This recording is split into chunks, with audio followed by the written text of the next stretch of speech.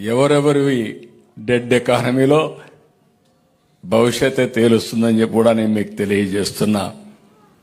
మనకు కొన్ని అడ్వాంటేజెస్ ఉన్నాయి. నేను పదే చెప్తున్నాను. సరైన సమయంలో ఆర్థిక సంస్కరణలు వచ్చాయి. 1991లో ఆర్థిక సంస్కరణలు వచ్చాయి. ఈరోజు గర్వంగా పింగళ వెంకయ్య గారు జాతీయ జెండా రూపకల్పన చేశారని గర్వంగా చెప్పగలుగుతున్నాం.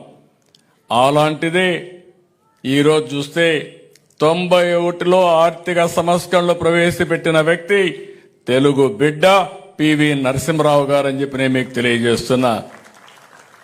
వారు తీసుకున్న నిర్ణయం ఈ దేశం యొక్క దిశ మార్చే పరిస్థితి వచ్చింది.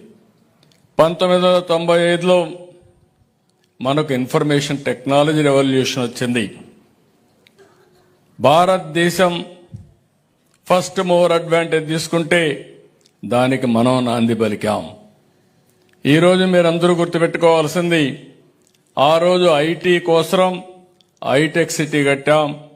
ఇప్పుడు ఆర్టిఫిషియల్ ఇంటెలిజెన్స్ ని ప్రమోట్ చేయడానికి క్వాంటమ్ వ్యాలీ తీసుకొస్తున్నామని చెప్పి కూడా నేను మీకు తెలియజేస్తున్నాను.